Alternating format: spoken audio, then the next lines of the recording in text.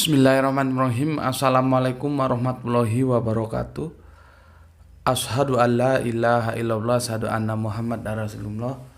Allahumma sholli ala sayyidina Muhammad wa ala ali sayyidina Muhammad.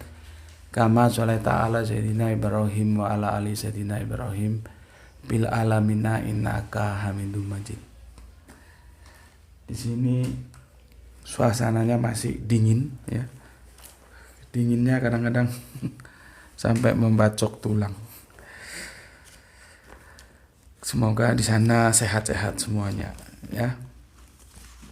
Oke. Kita lanjutkan kajian kita tentang tajuk sebelum Abraham aku telah ada. Apa maksudnya ya? Sebelum Abraham aku telah ada. Sekarang kita lanjutkan ke seri ketiga. Insya Allah ini penutup ya. Maka sebelum menyaksikan seri ketiga ini, saksikan dulu seri kedua. Seri kedua kita sudah membicarakan bagaimana Kanjeng Nabi itu juga punya praeksistensi, meskipun itu adanya di dalam hadis ya. Praeksistensi kalau di dalam Al-Quran tidak ada, dan itu dipegang oleh satu kelompok di dalam Islam ya, yang mereka tidak mau disebut sebagai kelompok thariqah, tapi lebih merasa senang dengan sebutan pengamal sholawat ya. Adanya sebuah hadis yang menunjukkan praeksistensi Kanjeng Nabi Muhammad, dan ini sudah kita bicarakan ya. Oke. Maka sekarang praeksistensi Yesus ya.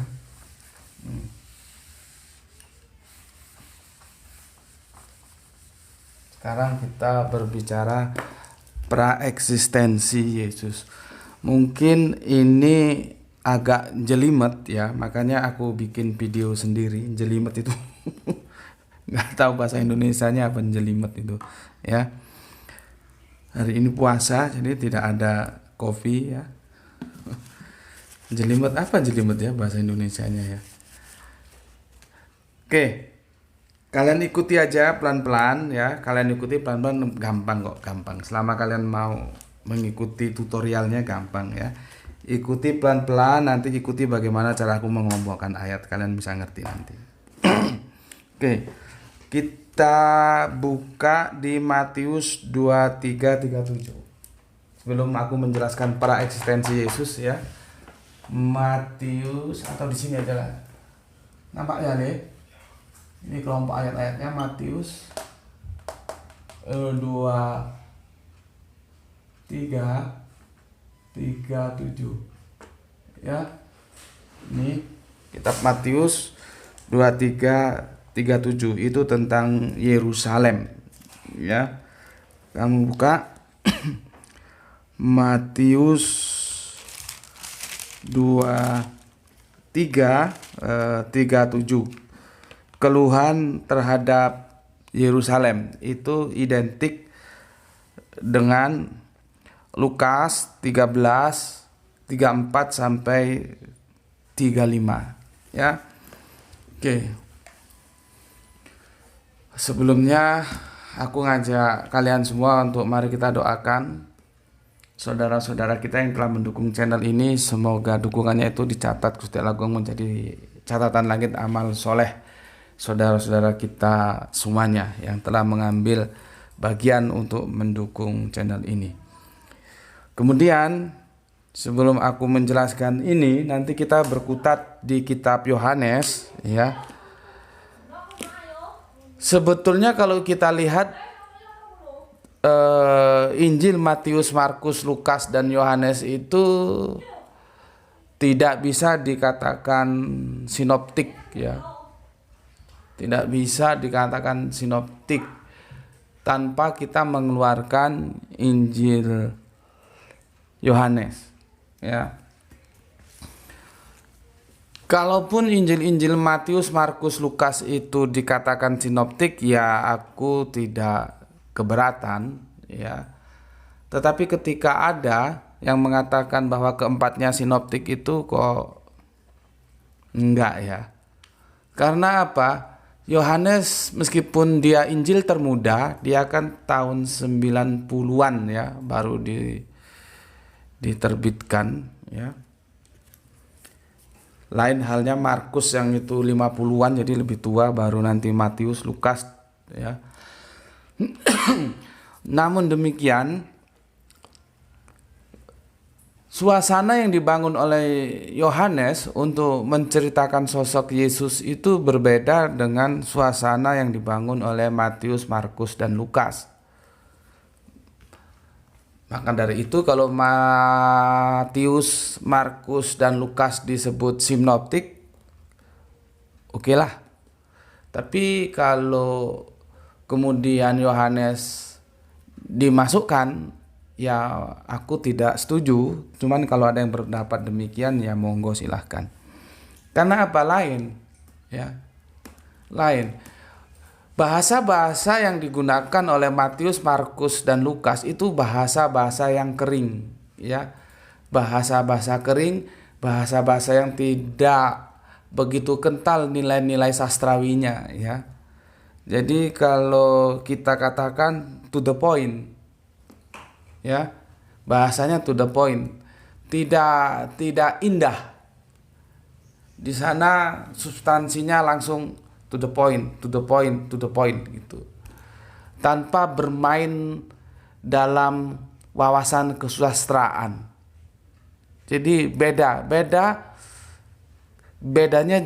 beda jauh. Jadi kering ya, suasana sastranya kering di ketiga Injil itu, Matius, Markus, dan Lukas.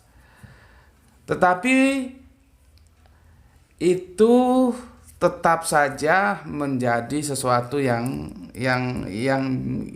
oke lah, tidak masalah ya. Karena nanti akan diimbangi ya, akan dinetralisir oleh Yohanes. Yohanes itu menampilkan Injilnya dengan suasana yang beda. Dia memilih kata-kata, memilih diksi, membangun sebuah narasi yang itu exciting ya. Nilai sastranya tinggi. Sehingga kalau kita hanya modal bahasa yang pas-pasan, memang agak sulit memahami Injil daripada karangan Yohanes ini. Ya, jadi beda jauh. Jadi yang satu kering, yang satu sejuk gitulah ya. Karena nilai-nilai sastrawinya tinggi. Dia membuka dengan sebuah karya sastra dari Platonis, himne Platonis, yaitu pada mulanya firman bersama-sama dengan Allah, dan firman itu adalah Allah. Kalaupun itu mau dikatakan sebuah praeksistensi Yesus, oke lah. Aku tidak keberatan. Namun demikian, ketika proses eksistensi Yesus, Yohanes bungkam. Tidak seperti halnya Matius. Matius dibuka oleh eksistensi Yesus, tanpa harus mengawalinya dengan praeksistensi. Ya. Kemarin kita bagi ada praeksistensi, eksistensi, nanti pasca eksistensi. Pasca eksistensi itu biasanya disebut dengan eskatologi. Itulah yang dinamakan suasana fiction. Itu yang pernah geger ya, karena gobloknya publik tidak bisa membedakan antara fiction dan fiktif. Sehingga ketika ada seorang filosofis terkenal di negeri ini ya, yang subhanallah dia mengajar di salah satu universitas terkenal ya, di negeri ini, dan dia tidak mau ambil bayarannya. Dia sumbangkan bayarannya itu untuk pengembangan akademik di Fakultas Filsafat di mana beliau bernaung. Itu kan sebuah apa ya? Sebuah keteladanan yang perlu kita tiru. Sementara orang mencari kekayaan dengan cara apapun, jadilah yang penting kaya, yang penting anaknya senang, istrinya senang, masalah halal haram itu dia embat saja. Ya itulah kalau orang beragama hanya sebatas lip service saja gitu. Ya. Sementara ada orang yang mengambil bayarannya tidak mau, itu disumbangkan ya. yang beliaunya mengatakan bahwa surga neraka itu ada suasana eskatologi, itu fiction. Lah fiction itu bukan fiktif. Ya. Fiction itu waktunya belum tiba, kita belum sampai ke sana. Yang masuk ke dalam kita tentang surga dan neraka itu hanya sebatas berita lewat proses pewahyuan. Itu namanya fiction, waktunya belum tiba. Kalau fiktif itu bohong, gitu loh. Makanya kalau bahasa tidak dikuasai hancur. Ya, nggak bisa. Kegoblokan itu harus diawali dengan cara bagaimana kita memahami bahasa. Begitu juga nanti ketika kita berbicara tentang Injil Yohanes, bahasanya beda. Ya, beda sekali bahasanya. Makanya aku bersikeras, bukan aku menolak Yohanes 1 pasal 1, tapi deskripsi itu aku terima dengan perspektif yang berbeda. Aku menerimanya dalam perspektif sastra. Karena kalau itu diterima dalam perspektif bukan sastra, itu harus ditolak karena secara logis tidak bisa diterima. Karena yang bersama-sama itu mesti dua, tidak satu. Gitu loh ya. Dan bagaimana dia bisa bersama-sama dia dan dia menjadi yang bersama-sama itu? Apakah bersama-sama itu dia? Kacau lagi. Ya. Oke, setidaknya aku sudah kasih wawasan kalian bagaimana asiknya bahasa-bahasa sastra ya yang dibangun oleh Yohanes untuk mendeskripsikan who is Jesus di dalam Injilnya. Sekarang kita kembali ke Matius 23:37. Aku kalau baca ini seolah-olah aku ada di samping Yesus dan aku ikut merasakan penderitaannya. Ya. Artinya apa? Para nabi itu tidak ada yang berdakwah itu seperti orang naik mobil dan kecepatan tinggi di jalan tol yang bebas hambatan, tidak ada. Dan kalau kita baca cerita-cerita tentang Kanjeng Nabi Isa di dalam perspektif keislaman, beliau memang orang yang papa, yang menderita, tidak berkelimpahan seperti halnya Daud, apalagi Sulaiman, tidak ya. Beliau ini orang yang dalam kepapaan tapi tetap teguh berjuang mendakwakan dinullah ya. Sebagai tugas yang telah dia terima sebagai amanah dari Allah. Ya, aku kalau baca ini aku merasa ada di sampingnya dan aku merasakan penderitaan itu. Itu sebagai wujud bahwa aku punya tanggung jawab untuk mempertahankan siapa Yesus yang aku kenal berdasarkan perspektif teologis yang aku terima, ya, baik pemahamanku tentang Bible maupun tentang Al-Qur'an. Jadi kalau ada yang mengatakan bahwa aku tidak menempatkan atau tidak menghormati Yesus, itu hanya pikiran-pikiran otak-otak goblok saja. Karena di dalam Islam bagaimana aku diajarkan untuk menghormati Yesus. Ya. Oke. Kita baca ayat ini. Matius 23:37. Yerusalem, Yerusalem, engkau yang membunuh nabi-nabi dan melempari dengan batu orang-orang yang diutus kepadamu. Berkali-kali aku rindu mengumpulkan anak-anakmu, sama seperti induk ayam mengumpulkan anak-anaknya di bawah sayapnya, tetapi kamu tidak mau. Coba, bagaimana penderitaannya? Sama dengan Kanjeng Nabi Muhammad itu mencintai umatnya dan itu tertera di dalam Al-Quran. Bagaimana penderitaan Kanjeng Nabi Muhammad itu dalam berdakwah dan beliau sangat mencintai umatnya. Sehingga bisa kita tarik sebuah kesimpulan, para nabi itu mencintai umatnya. Masalahnya kita itu mencintai nggak nabi-nabi kita? Kita bisa nggak tetap taat dalam ajaran yang mereka bawa? Kan di sana letak. problematikanya. Seperti ini, bagaimana ya Kanjeng Nabi Isa atau yang disebut saudara kita Yesus itu sangat mencintai orang-orang Yahudi itu dengan menggunakan sebuah metafora Yerusalem.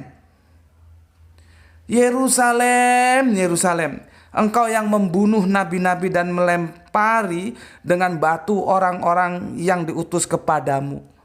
Berkali-kali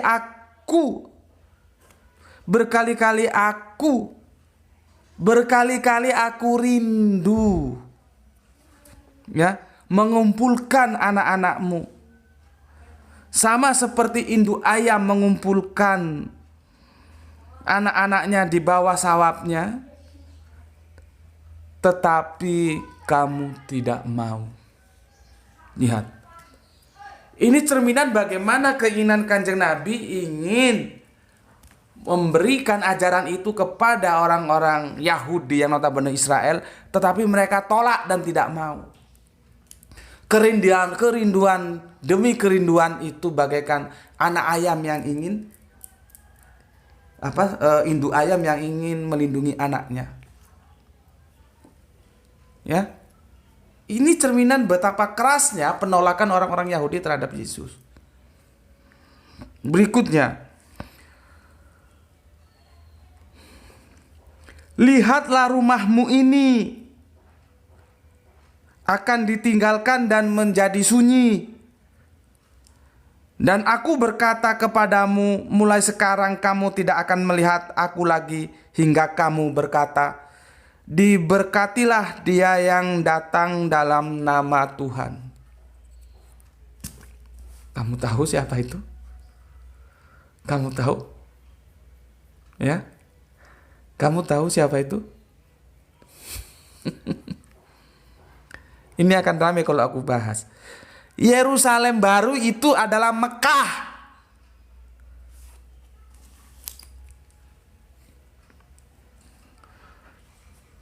Supaya kamu tahu, ya. Diberkatilah dia yang datang dalam nama Tuhan. Bismillahirrohmanirrohim. Itulah Kanjeng Nabi Muhammad, penerus beliau. Ini ramai kalau kita bahas. Jadi Yerusalem baru itu bukan surga. Yerusalem baru itu ada di bumi ini, Mekah.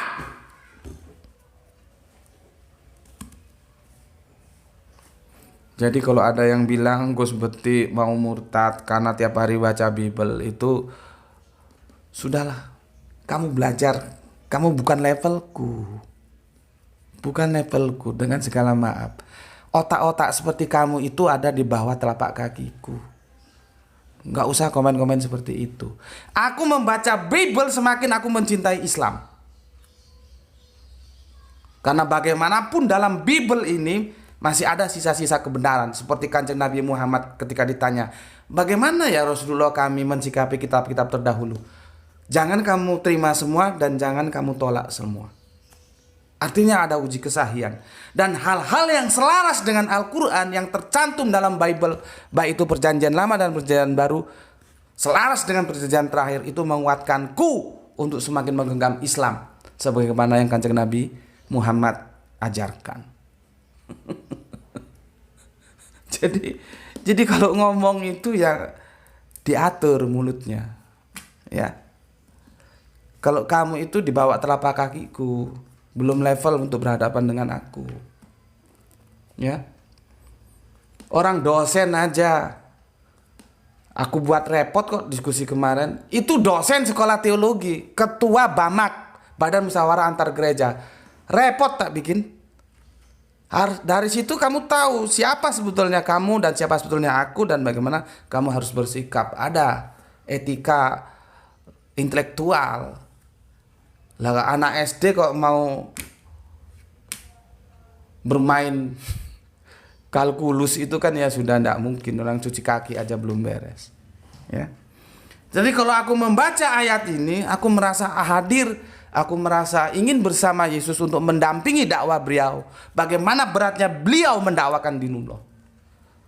Itu satu sisi. Satu sisi pertama, Yesus sudah mengabarkan akan diberkati ya. Dia yang datang dalam nama Tuhan. Siapa dia? Kanjeng Nabi Muhammad. Bismillahirrohmanirrohim, dengan nama Allah. Kurang clear gimana? Kurang clear gimana? Jadi ini spektakuler ini. Kalau teman-teman Kristen tentu mengatakan Yerusalem baru itu adalah surga. Kalau aku, oh tidak. Yerusalem baru itu adalah Makkah. Dan kalian tahu kenapa kiblat kita berubah dari Masjidil Aqsa. Selama 6 bulan kita berkiblat di Masjidil Aqsa. Kemudian Gusti Allah tahu apa yang dirasakan oleh Kanjeng Nabi Muhammad. Maka kiblat setelah 11 bulan dipindah ke Makkah, ke Baitullah, ke Ka'bah. Karena apa? Karena ahli kitab sudah tidak bisa diharapkan lagi, maka harus ada batas demarkasi. Itu maksudnya.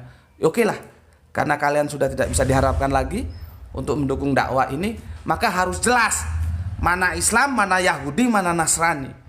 Sejak saat itulah Ka'bah itu menjadi pusat ibadah kita. Kita mengarah ke sana.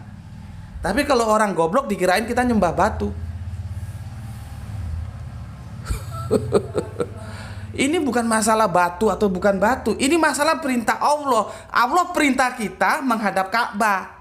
Ya kita ikut aja karena itu perintah Allah. Kalau seandainya Allah perintah kita sholat menghadap Borobudur misalnya, kita yang menghadap Borobudur. Gak ada urusan antara Borobudur dan Ka'bah. Perintahnya itu siapa yang kasih perintah dan kemana. Itu namanya orang taat kepada perintah Allah. Itulah yang disebut muslim. Cuman kalau untuk menjelaskan sama coro-coro itu kan habis waktu aku. Ya itu tugas-tugas kalian lah yang sudah belajar kristologi. Nggak bener. Mana ada orang Islam nyembah batu. Ka'bah itu kalau pas diganti itu kain penutupnya itu ya diinjek orang. Apa itu Tuhan kok diinjek orang. Kalau misalkan nanti ada burung-burung terbang ya burung-burung ya pipis ya buang kotoran di situ. Itu naturalis sekali. Gitu loh. Cuman kan kalian tidak tahu atau pura-pura tidak tahu. Gak itu ambil tisu. Kan yang jadi masalah di sana. Ya. Oke. Dari sini sudah aku jelaskan bahwa tegar tengkuk dari Yahudi itu bukan tegar tengkuk yang kalau dikatakan emas itu bukan tegar tengkuk yang imitasi, tapi tegar tengkuk yang karatnya itu sangat tinggi. Karena apa? Beliau benar-benar merasakan ini Yahudi ini benar-benar waduh sudah berat. Bagaimana cara menundukkan dia? Ya, maka dari sini kalian sudah aku kasih tahu Kanjeng Nabi Isa atau Yesus menghadapi Yahudi itu benar-benar makan hati. Kalau pakai bahasa kita. Ya. Oke, itu pegang dulu. Pegang dulu itu menjadi sebuah titik tolak ya. Roadmap-nya nanti supaya jelas bahwa dakwah terhadap Yahudi itu ternyata benar-benar sulit ya. Penolakannya begitu keras. Oke. Sekarang kita berbicara Yesus, perspektif Kristen tentang praeksistensi. Ya. Sebetulnya aku mau tanya dulu sih sama kalian. Apa kira-kira hanya Yesus sama Kanjeng Nabi Muhammad saja yang mengalami praeksistensi? Coba. Ini yang Islam ini. Coba otakmu buka. Otakmu buka, kamu ngaji surat Al-A'raf surat 71 72. Quran surat Al-A'raf ya surat 7 172. Ini terjadinya di mana peristiwa ini? Ya, kamu buka, kamu pelajari. Ini terjadinya di mana? Nanti kamu coba jawab. Apakah hanya Kanjeng Nabi Isa yang saudara kita sebut Yesus dan Kanjeng Nabi Muhammad saja yang mengalami praeksistensi? Apakah semua makhluk kita ini tidak mengalami pra-eksistensi, langsung eksis gitu aja.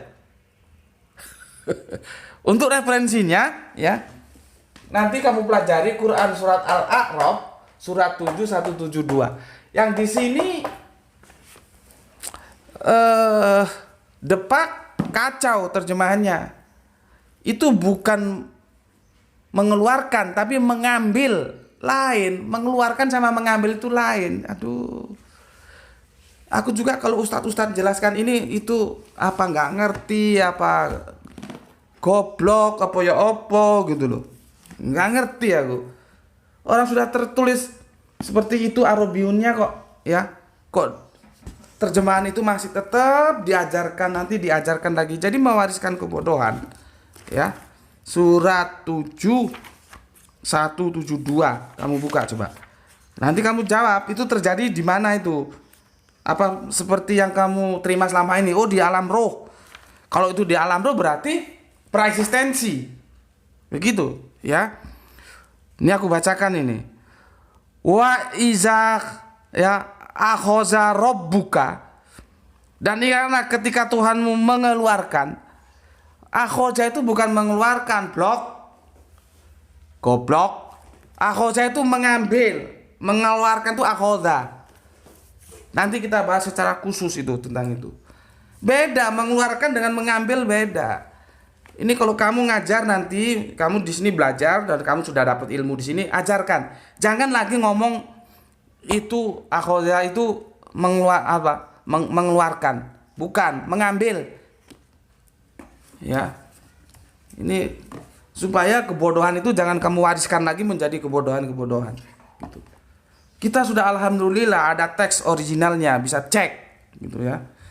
Oke, sekarang menjadi perenungan kita bersama. Apakah hanya Kanjeng Nabi Isa yang disebut Yesus dan Kanjeng Nabi Muhammad saja yang mengalami praeksistensi? Apakah kita tidak mengalami praeksistensi? Pertanyaannya, sebelum eksistensi kita di mana? Ya. Oke. Itu menjadi menjadi PR bersama. Teman-teman Kristen mau masuk sini ya bisa juga. Apa kamu itu mengalami praeksistensi enggak? Apa kamu ujuk-ujuk terus sama Allah itu dilahirkan ke dunia ini dari rahim ibumu lewat pertemuan sperma dan sel telur gitu tanpa ada praeksistensi? Lalu ruh di mana? Oke. Kita ke sini ya, ke praeksistensi Yesus. Di mana praeksistensi itu dinyatakan? Maka kamu bisa buka ya di Yohanes 17:5. Sini ya. Yohanes 17:5. Pelan-pelan ya, ini agak jelimet ini. Yohanes 17:5. Yohanes 17:5. Ya. Oleh sebab itu, ya Bapa, permuliakanlah aku padamu sendiri dengan kemuliaan yang kumiliki di hadiratmu sebelum dunia ada. Jadi Yesus itu dimuliakan sebelum dunia ada. Bisa berpikir ke sana kan ya? Itulah yang namanya praeksistensi. Dunia itu eksistensi, ya. Aku tulis lagi lah di sini supaya kalian ngerti. Ya. Di sini pra-eksistensi, di sini eksistensi, di sini pasca eksistensi. Ini ya. Bisa dilihat deh. Ya. Jadi Yesus itu di sini sudah dimuliakan. Gitu loh. Sudah dimuliakan di praeksistensinya.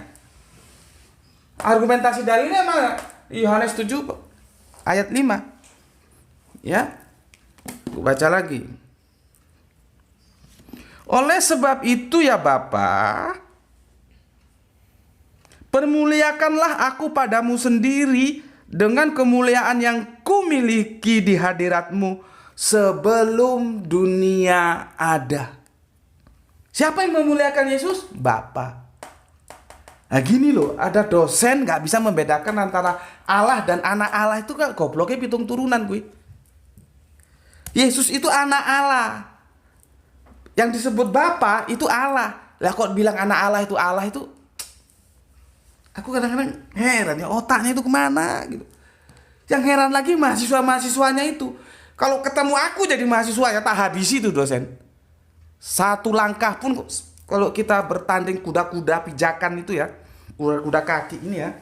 Ini ya, 1 senti pun tidak akan aku izinkan bergerak. Ayo tuntaskan. Benarkah kalau Allah, anak Allah itu Allah? Karena teksnya bilang Yesus itu anak Allah, bukan Allah. Kok bisa disebut anak Allah itu Allah gitu ya? Sama seperti ini sudah jelas. Bapa itu Allah, Yesus itu anak. Yesus selalu memanggil dengan panggilan kehormatan Bapa. Ulangi lagi, nggak percaya. Ya, aku ini ingin apa sih? Sebetulnya keinginanku itu, ayo kita taat terhadap Alkitab, gitu loh. Taat terhadap Alkitab. Jangan saenake udalmu dewe, gitu. Taat. Karena agama kita nih, ya, ini agama kitab, harus taat terhadap kitab. Tanpa kitab itu bukan agama, itu dogma itu. Ya. Karena kalau nanti kamu taat terhadap Alkitab, kamu tahu kebenaran itu akan mengarah kemana. Tapi sudahlah, kamu tidak perlu tahu kebenaran itu akan bermuara kemana. Kamu taat aja dulu terhadap Alkitabmu. Apa kata Alkitab itu kamu terima. Jangan kamu explore, tambahi, kurangi, tambah karu-karuan. Ya. Oke, 17:5. Oleh sebab itu ya Bapa, permuliakanlah aku padamu sendiri dengan kemuliaan yang kumiliki di hadiratmu sebelum dunia ada. Oke. Sekarang kita ke Yohanes 17:24. Ini ya. Sekarang yang Yohanes 17:24. Yohanes 17:24. Ya. Ini Bible digitalku itu bermasalah, jadi aku langsung ke buku nih, agak lambat mungkin ya. Kamu juga baca, buka. Ya Bapa. Nah, lihat kan? Yesus lagi-lagi manggil Bapa. Siapa yang dipanggil Bapa itu? Kita sudah, Tuhan langit dan bumi kemarin sudah kita bicarakan. Yang dimaksud Yesus Bapa itu Allah. Yesus manggil dengan panggilan keakraban, Bapa. Maka kalau Allah Bapa, Yesus anak Bapa. Gitu loh. Masa anak Bapa itu Bapa? Itu kurang vitamin atau gimana, otaknya nggak ngerti ya. Aku itu gimana ya? Karena backgroundku itu eksak. Kalau sudah ada kebenaran aksiomatis masih ditolak juga, itu sudah nggak bisa diharapkan itu manusia. Seperti ini, aku bilang ini kacamata, terus dia bilang oh enggak itu handphone. Terus gimana aku mau menjelaskan? Padahal sudah aksiomatis ini. Jadi kebenaran dari parameter eksak itu ada namanya kebenaran aksiomatis yang siapapun mengatakan itu kacamata. Tiba-tiba aku bilang ini kacamata. Oh enggak, dia bilang itu handphone. Terus kamu mau ngomong apa lagi? Mau pakai jurus bagaimana lagi untuk membongkar kebodohan otaknya itu? Yesus anak Allah itu aksiomatis gitu loh. Itu masih dibantah katanya Allah. Aduh. Ya kadang-kadang membuat aku tetap semangat dakwah itu, ya itulah namanya hidayah. Toh tugas aku hanya menyampaikan gitu. Itu namanya hidayah, ya bagaimana? Ya kita doakan saja semoga mereka bisa mengenal Yesus dengan benar, kan begitu. Ya. Oke. Ya Bapa, aku mau supaya dimanapun aku berada, mereka juga berada bersama-sama dengan aku. Siapa mereka itu? Hati-hati main domir ya. Mereka itu adalah para murid. Artinya pengikut Yesus juga ya. Mereka yang telah engkau berikan kepadaku, agar mereka memandang kemuliaanku yang telah engkau berikan kepadaku, sebab engkau telah mengasihi aku sebelum dunia dijadikan. Ya, sebelum dunia dijadikan. Ketok kene le, ketok. Ya, sudah dua ya. Sebelum dunia dijadikan, di sini sebelum dunia dijadikan di sini. Di sini sudah dikasihi sebelum dunia dijadikan. Di sini juga sebelum dunia dijadikan. Itu pra-eksistensi Yesus. Ya. Sekarang buka Mika 5:1. Mika, aduh, harus keliru ngambil ini. Sama, memang sudah waktunya ini. Mika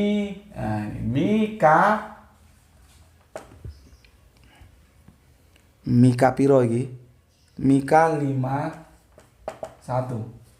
Ya, Mika 5:1. Oke, ini nanti udah berapa lama? 36. Ya nanti kalau nggak, aku sebetulnya ini mau bikin satu seri, tapi sepertinya nggak bisa, nggak apa-apalah. Kita bikin 2 seri. Yang mau belajar, yang enggak biar minggat sana, enggak usah di sini. Ini sepertinya enggak kepanjangan kalau aku bikin satu seri ini. Kita bikin, jadi nanti 3 selesainya di 4 nanti ya. Oke. Mika 5:1. Kalian buka 5 Mika ya. Mika 5:1. Mika. Bentar, ini aku langsung ke kitabnya jadi agak sulit ya. Mika ya. Mika itu di perjanjian lama tapi sudah akhir-akhir ya. Sudah akhir-akhir ke perjanjian baru. Nih ya. Ini sudah akhir-akhir perjanjian lama. Dia sudah menuju ke perjanjian baru. Mika 5:1 kamu buka. Mika 5:1. Ini dia. Tetapi engkau Betlehem Efrata, hai yang terkecil di antara kaum-kaum Yehuda, daripadamu akan bangkit bagiku seorang yang akan memerintah Israel, yang permulaannya sudah sejak purbakala, sejak dahulu kala. Berapa? 3. Permulaannya itu sejak dahulu kala. 1, 2, 3. Ini praeksistensi semua ini, ya. Praeksistensi. Oke. Ini satu lagi. Di perjanjian lama nanti kita lihat praeksistensinya. Di perjanjian baru aku kasih 1 ayat lagi di Wahyu 3:4 ya. Wahyu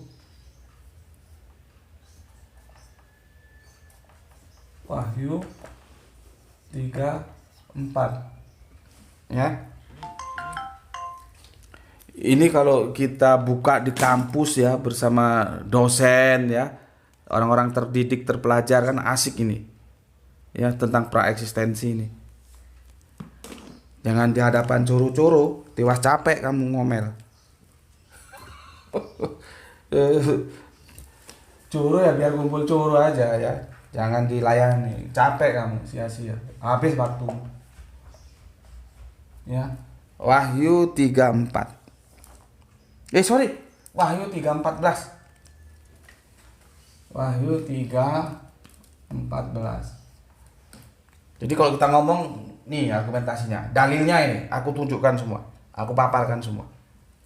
Ada yang nggak setuju silahkan sampaikan dalilmu mana, gitu. Itu akademis. Jangan ngomong nggak ada dalilnya, ya. Itu tukang jual obat. Ngomong agama tapi nggak pernah buka kitab suci, itu tukang jual obat, gitu loh. Di pinggir-pinggir jalan, kalau di daerah Siantar sana Sumatera Utara, Tukang jual obat tuh pinggir Siantar sana. Kami bilangnya tukang jual obat. Kadang-kadang kami bilang tukang koyo. Koyo itu ngomong nggak ada bukti, bohong. Itu namanya tukang koyo, tukang jual obat. Jadi kalau ada orang cerita agama, ngomong agama tapi nggak pernah buka kitab, itu tukang koyo, tukang bohong, tukang jual obat. Gedabrus itu ya. Jadi kalau ada orang ngomong, lihat sandaran alkitabiahnya ada nggak? Kalau nggak ada, ngedabrus kon.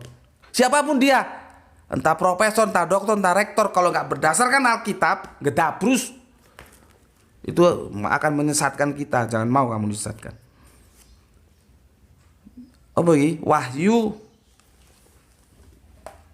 mana ini? Wahyu 3:14. Tapi kalau omongannya berdasarkan Alkitab bisa bertanggung jawabkan, itu baru akademis tuh. Wahyu 3:14 itu kepada perikopnya kepada jemaat di Laodikia.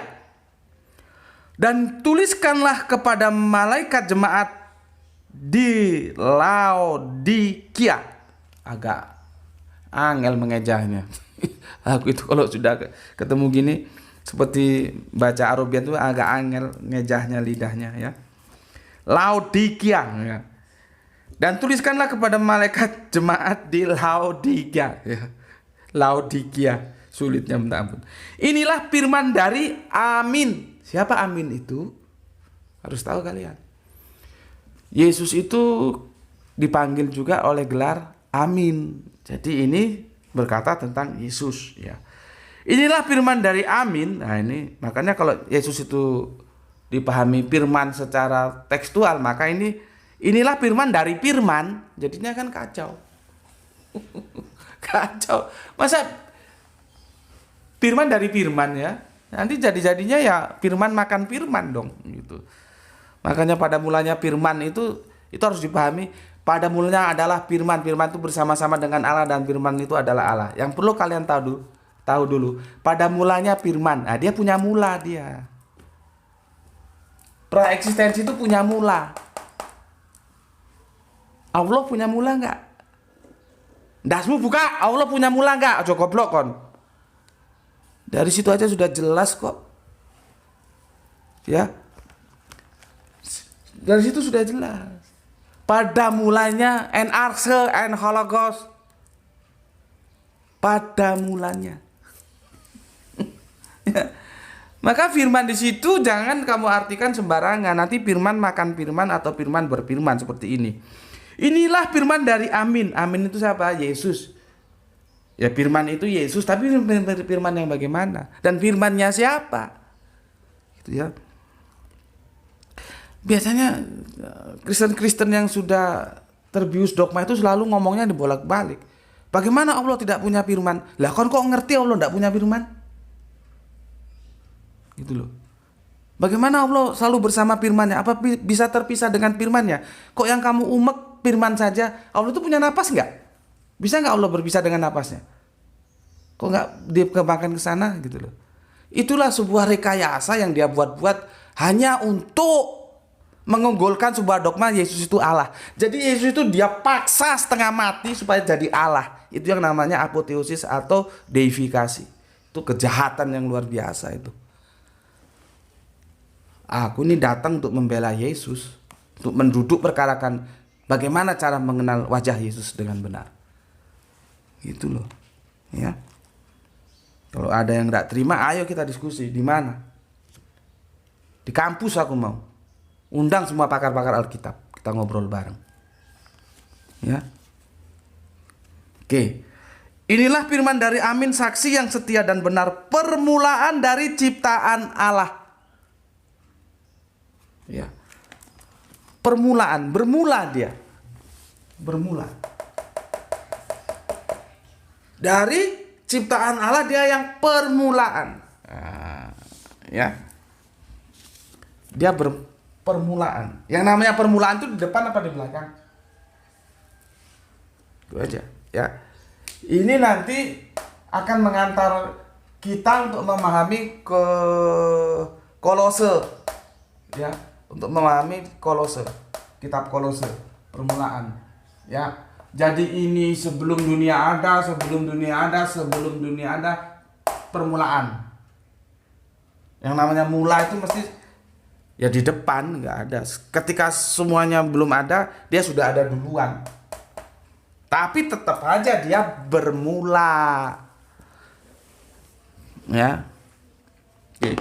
Pasti ada yang bingung ini. Bingung, otakmu bingung. Tapi kan di situ alfa omega. Oh, bener. Alfa omega seperti mana dulu?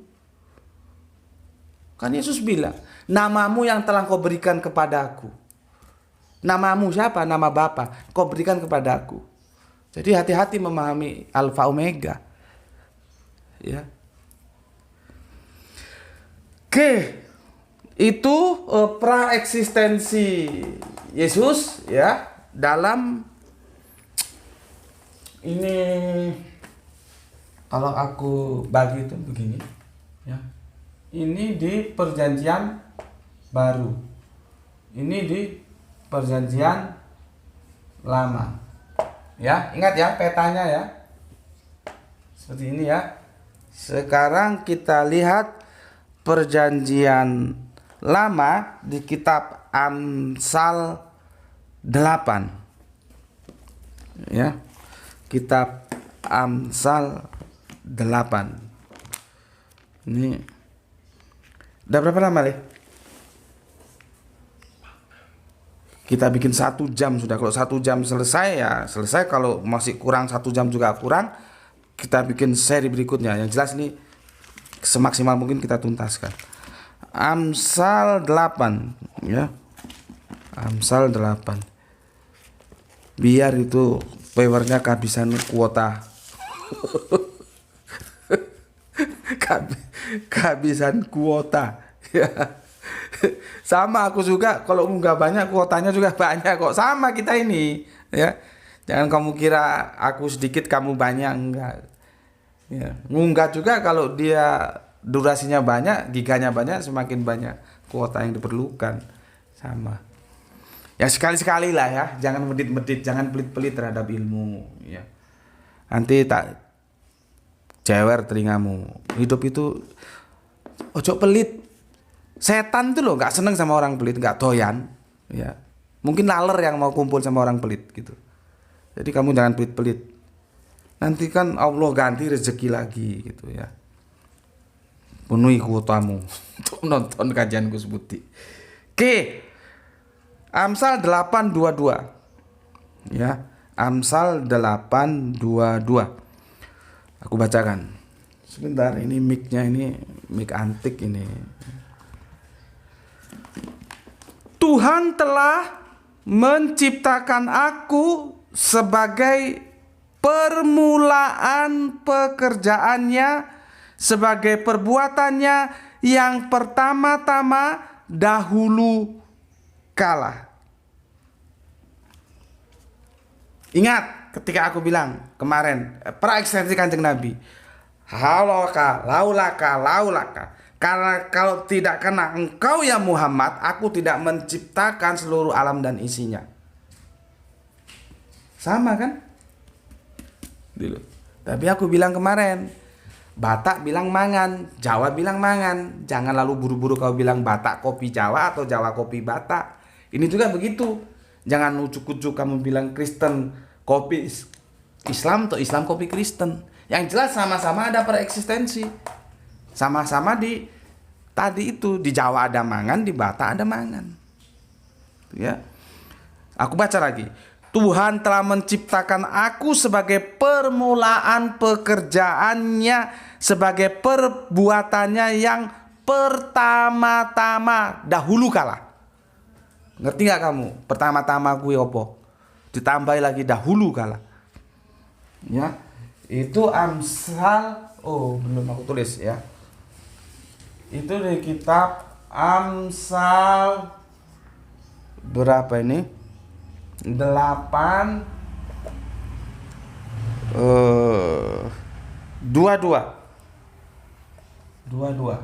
ya.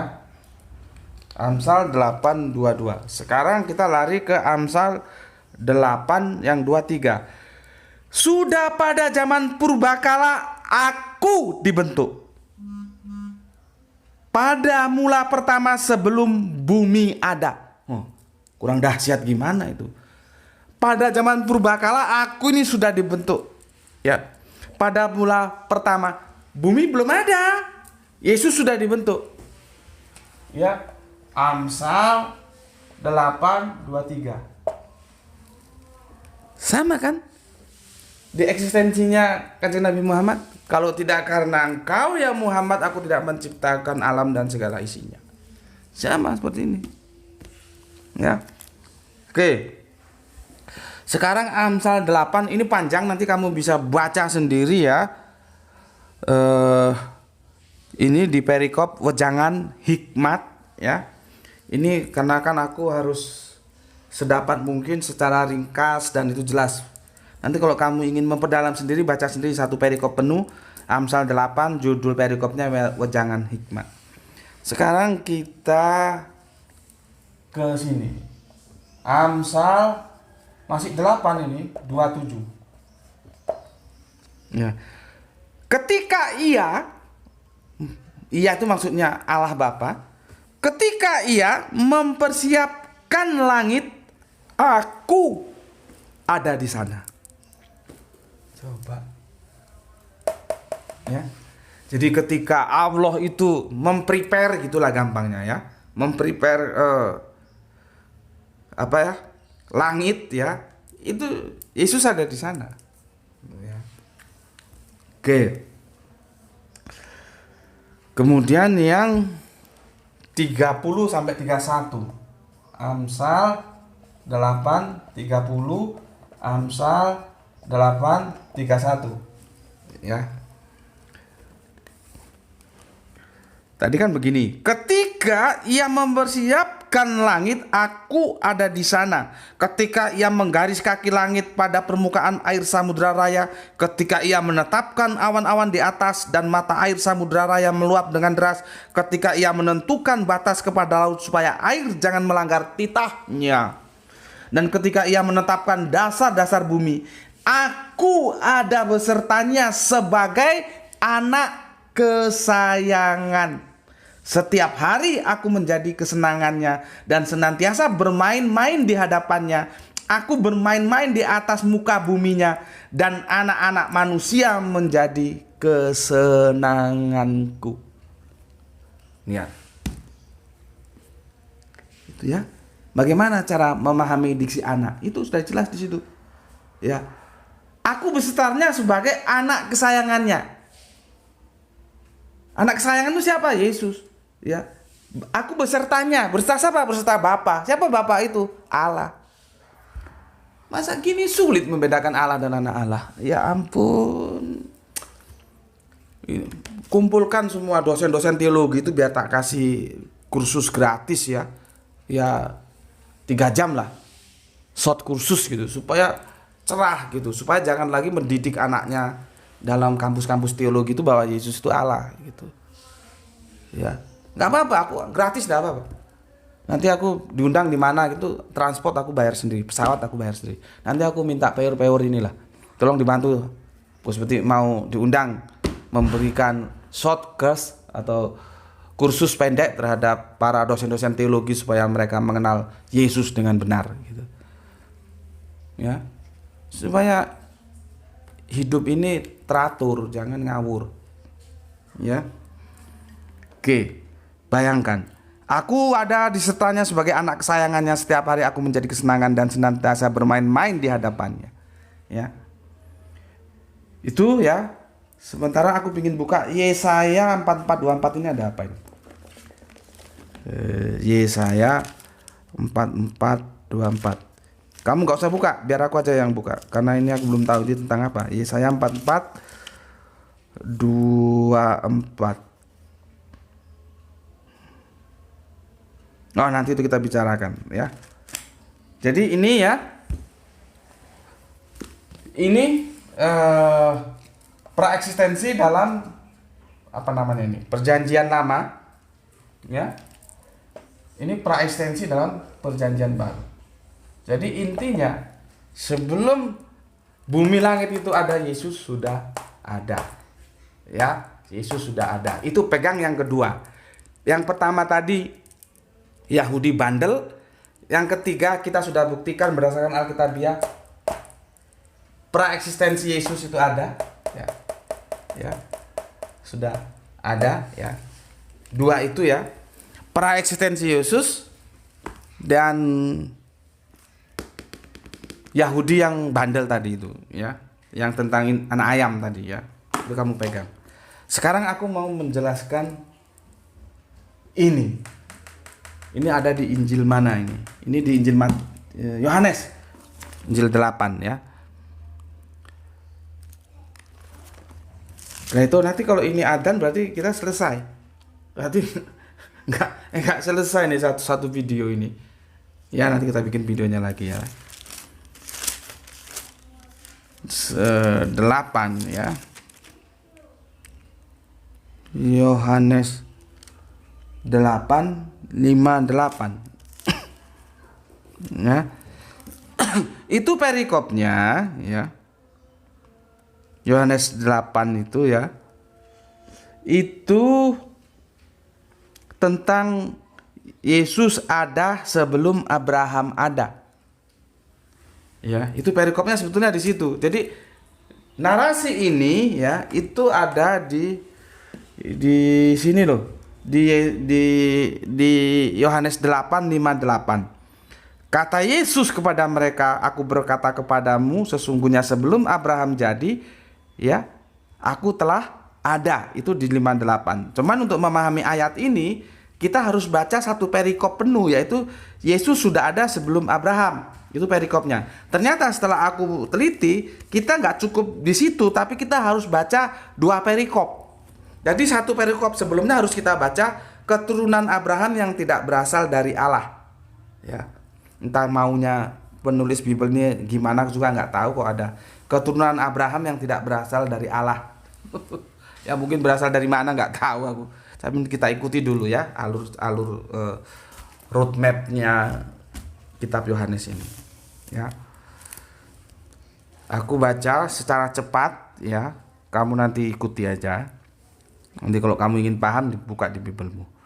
Keturunan Abraham yang tidak berasal dari Allah. Aku tahu bahwa kamu adalah keturunan Abraham, tetapi kamu berusaha untuk membunuh aku karena firmanku tidak beroleh tempat di dalam kamu. Itu kata Yesus. Ya, kau tidak. Ya. Apa yang kulihat pada Bapa itulah yang kukatakan dan demikian juga kamu perbuat tentang apa yang kamu dengar dari bapamu. Jawab mereka kepadanya, Bapa kami Abraham. Lihat, kata orang Israel, Yahudi, Bapa kami Abraham. Nah, sekarang aku kasih tahu. Dua tokoh yang sangat berpengaruh dalam kehidupan Yahudi itu adalah Abraham dan Moses. Nanti tentu ada Daud, ya, David itu bintang David. Terus nanti jadi lambang negara, itu sudah politik, itu sudah Israel dalam perspektif politik itu nggak jelas lagi tuh. Itu bukan teologis ya. Karena Yahudi itu nanti terbagi menjadi dua, Yahudi teologis dan Yahudi politis. Ya. Terus Daud, terus Sulaiman, Solomon, ya itu berpengaruh. Tetapi yang amat sangat berpengaruh, yang itu tidak boleh diganggu, itu adalah Abraham dan Moses. Itu harga mati bagi orang-orang Yahudi. Itu nama yang mereka agungkan setelah YHWH, Abraham, Moses. Dalam konteks imanen, ya, Abraham dan Moses itu tidak boleh disembarangi. Maka disebut Abraham bapa kami. Ya, orang Yahudi itu bilang begitu. Padahal Abraham itu berapa tahun usianya. Makanya kemarin aku bilang anak-anak Abraham di buku itu kan. Makanya Kristen-Kristen yang goblok itu sulit untuk memahami di Al-Quran itu. Hai ukta Harun, ibumu, bapakmu, orang tuamu yang diwakili ya, bukanlah pezina. Kristen-Kristen yang goblok itu yang nggak mau belajar itu tanya, bagaimana ini? Maryam itu hidup tahun berapa? Harun Nabarun itu tahun berapa? Berapa jaraknya? Wah, ini Al-Quran salah ini. Ya, Mbok kamu mikir orang Israel itu zaman Musa ada, di zaman Isa juga tetap eksis. Mereka tetap mengaku Abraham itu bapaknya. Coba pikiran, otakmu itu pikiran. Berapa ratus tahun itu, berapa ribu tahun itu jarak dari bapak Abraham ke Moses, ya. Jadi cobalah mengeksplor, memberikan vitamin otakmu itu dengan bacaan-bacaan buku yang berkualitas, sehingga kamu kalau mengikuti kajianku bisa langsung ngerti gitu loh ya. Oke. Jawab mereka kepadanya, Bapa kami ialah Abraham. Kata Yesus kepada mereka, jikalau sekiranya kamu anak-anak Abraham, tentulah kamu mengerjakan pekerjaan yang dikerjakan oleh Abraham. Gitu. Tetapi yang kamu kerjakan ialah berusaha membunuh aku. Lihat tadi ya, Yerusalem tadi yang membunuh nabi-nabi, ya. Aku seorang yang mengatakan kebenaran kepadamu, yaitu kebenaran yang kudengar dari Allah. Pekerjaan yang demikian tidak dikerjakan oleh Abraham. Nah, ini yang aku agak sulit memahaminya, apa maksud ayat ini. Masa Abraham tidak mengerjakan itu? Tapi kita bypass dulu lah ya. Kamu mengerjakan pekerjaan bapamu sendiri, jawab mereka. Kami tidak dilahirkan dari zina, Bapak kami satu, yaitu Allah. Nah, ini harus hati-hati bahasanya. Tadi Abraham bapaknya, kemudian Allah bapaknya. Itu orang Israel begitu. Ya itu gaya bahasa yang dipakai oleh Yohanes. Makanya kalau nggak hati-hati bisa slip. Ya. Kata Yesus kepadanya mereka, ya. Kata Yesus kepada mereka, jika Allah adalah Bapamu, kamu akan mengasihi aku, sebab aku keluar dan datang dari Allah. Dan aku datang bukan atas kehendakku sendiri, melainkan Dialah yang mengutus aku. Kan sudah clear ini, seperti yang dikatakan dalam Yohanes 17 ayat 3. Ada pengutus, ada yang diutus. Oke, karena sudah adzan, mohon maaf, tidak bisa aku jadikan satu video, maka dia akan berkembang ke video yang keempat, insya Allah besok ya. Kita lanjutkan, ini sudah masuk asar dan ayo kita sama-sama ke masjid, ke langgar, ke musola menunaikan sholat asar. Mohon maaf sekali lagi, ternyata aku sudah berusaha semampat mungkin untuk menjadi satu video dan tamat, ternyata tidak bisa dan harus kita selesaikan besok di video yang keempat. Oke, itu dari aku. Bismillahirrahmanirrahim. Alhamdulillahirabbil alamin. Jangan lupa sholat asar.